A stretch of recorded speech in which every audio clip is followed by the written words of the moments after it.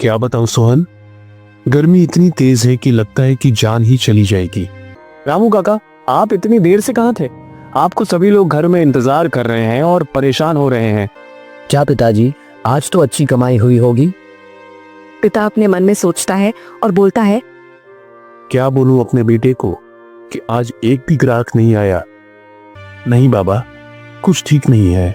मेरी पत्नी कई दिनों से बीमार है, मैं कुछ नहीं कर पा रहा हूं और मेरी दुकान पर इतनी गर्मी के कारण कोई चाय भी पीने नहीं आता। जो भी चाय बेचकर पैसा आ रहा था, अब वो भी नहीं आने लगा। अब हमारे पास कुछ भी नहीं बचा, न हमारे पास दिखाने के लिए पैसे, न हमारी दुकान चल रही है। ये कहानी सोलहपुर नामक एक छोटे से गांव की है। इस गांव में रामू काका नाम का आदमी रहता था और उसका बेटा उसी गांव में रहता है। और उस गांव में और सभी लोग रहते हैं, लेकिन श्याम उस गांव में रहने वाले लोगों में से एक है।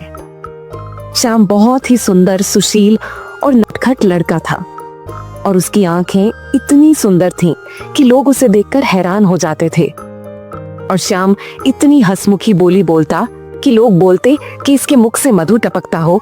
इतनी अच्छी बोली मैंने कभी नहीं सुनी। लेकिन श्याम के पिता रामू गांव के बीचों बीच चाय की दुकान खोले हुए थे और उसी से अपने बेटे और पत्नी का ख्याल अच्छे से रखते थे।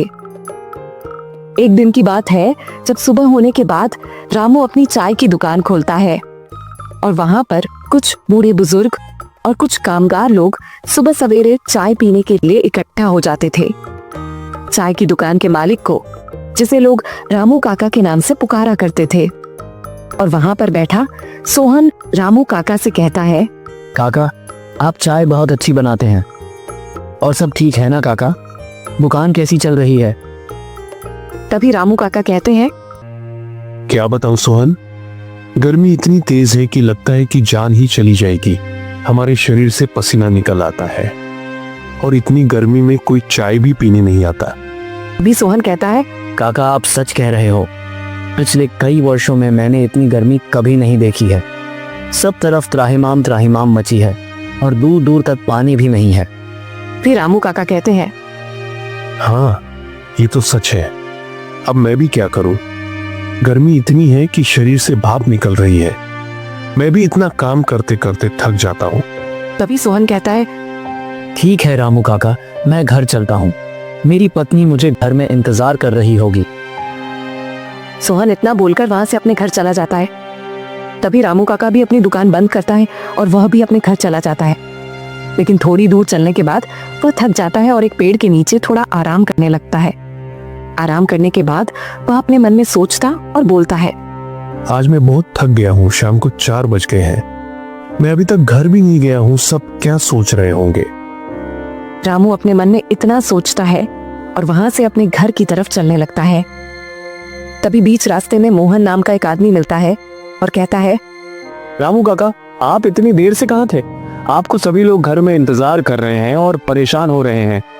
इतना कहकर मोहन अपनी बाईं दिशा में चला जाता है और रामू भी अपने घर चले जाते हैं।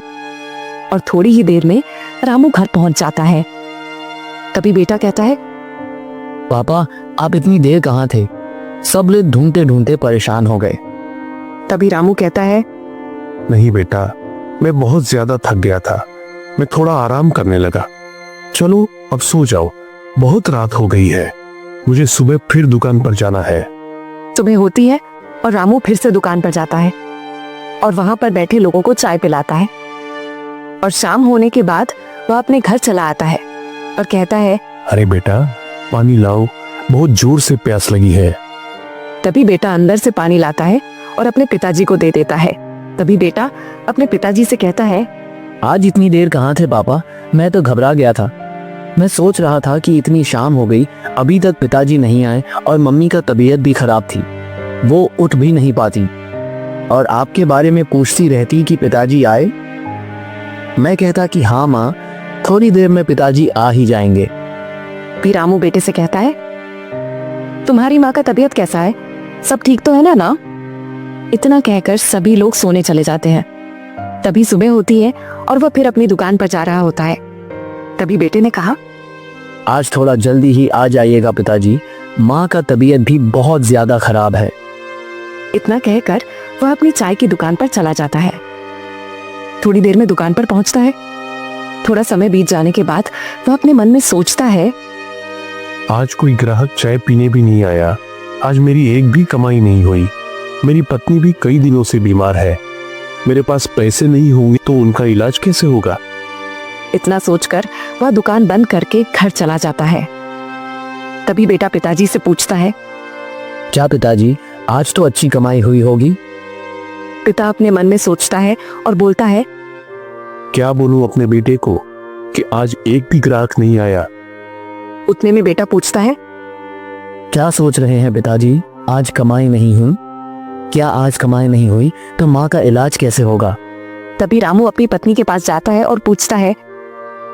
आप कैसी हो? सब ठीक है ना? कहती है, हाँ मैं ठीक ही हूँ। आप कैसे हैं? बस आप मेरे बेटे का ख्याल रखिएगा। और दुकान कैसी चल रही है? रामू कहता है, हाँ, दुकान अच्छी ही चल रही है। इतना कहकर सभी लोग सोने लगते हैं। फिर अगला दिन सुबह होता है। रामू अपनी दुकान चला जाता है और यह सिलसिला चलता रहता है। फिर एक दिन रामू दुकान से लौट रहा होता है तो रास्ते में एक साधु से मुलाकात होती है। साधु बहुत नेक दिल वाला था और सभी की सहायता करता था। जिसको भी साधु दुहक में देखता उसकी सहायता करता।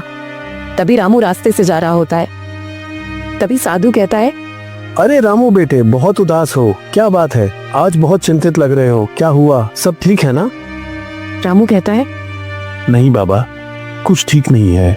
मेरी पत्नी कई दिनों से बीमार है।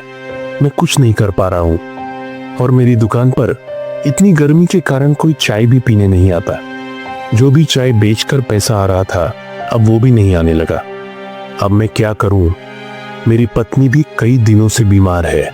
उसकी हालत जैसी की तैसी हो चुकी है। तभी साधु कहता है, अरे रामू, कोई नहीं, मैं हूं ना, मैं तुम्हारी मदद करता हूँ। मैं तुम्हें एक मंत्र बताता हूँ, सब कुछ ठीक हो जाएगा। और मुझे पता है कि तुम बहुत मेहनती आदमी हो। मैं तुम्हें ये मंत्र इसलिए बता रहा हूँ, मुझे तुम पर पूरा भरोसा है कि तुम इस मंत्र का गलत उपयोग नहीं करोगे। तभी साधु रामू को मंत्र बताता है। कृष्णाय वासुदेवाय हरिये परमात्मने, प्रणतः क्लेशनाशाय गोविंदाय नमो नमः। साधु कहता है, मैं तुम्हें बार बार कह रहा हूँ, इस मंत्र का गलत जगह उपयोग नहीं करना, वरना तुम्हें सजा हो सकती है। तभी रामू कहता है, ठीक है बाबा, मैं इस मंत्र को गलत जगह उपयोग नहीं करूंगा। इतना कहकर वह वहां से अपने घर की ओर चल पड़ता है। और जैसे ही घर आता है तो वह देखता है कि रेनू बिस्तर पर लेटी हुई है और बेटा भी अपनी माँ के पास खड़ा है। बेटा कहता है, पापा, माँ की तबीयत बहुत खराब हो गई है, वो कुछ बोल नहीं रही है। रामू कहता है, हे भगवान, ये क्या हो गया रेनू को? कुछ बोलो ना, कुछ तो बोलो।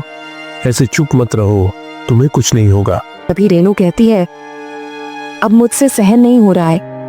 यह भीषण गर्मी और भूख ने मेरी सारी ताकत छीन ली है। मुझे माफ करना, मैं तुम्हारा और श्याम का साथ देने में असमर्थ हूँ। रामू की आंखों से आंसू बहने लगते हैं। रोते रोते वह कहता है, रेनू, ऐसा मत बोलो, तुम्हें कुछ नहीं होगा। तुम हमें छोड़कर नहीं जा सकती। मैं कुछ भी करूंगा तुम्हें ठीक करने के लिए। भगवान पर भरोसा रखो। तभी रेनू कहती है, अब हमारे पास कुछ भी नहीं बचा। न हमारे पास दिखाने के लिए पैसे, न हमारी दुकान चल रही है। तभी रामू कहता है, बस अब सब कुछ ठीक हो जाएगा। पूछता है, पापा, ठीक कैसे हो सकता है? तभी रामू कहता है, जब मैं दुकान से आ रहा था तभी रास्ते में एक साधु बाबा मिले थे। उन्होंने एक मंत्र बताया था और कहा था, अगर बड़ी कठिनाई में हो तो इस मंत्र का जाप करना। तभी रामू उस मंत्र का जाप करता है। कृष्णाय वासुदेवाय हरे परमात्मने, प्रणतः क्लेशनाशाय गोविंदाय नमो नमः। और सब कुछ ठीक हो जाता है। तभी बेटा कहता है, पिताजी, ये तो चमत्कार हो गया और माँ का तबीयत भी ठीक हो गया। ये मंत्र मुझे भी बताइए ना पिताजी। रामू कहता है, बेटे, ये मंत्र उसी के पास आता है जो पूरी मेहनत और लगन के साथ काम करता है। और अब सब कुछ ठीक हो गया था। अब उसकी दुकान भी चलने लगी और सभी लोगों ने फिर से नया जीवन शुरू किया और सभी परिवार खुशी खुशी जीने लगे।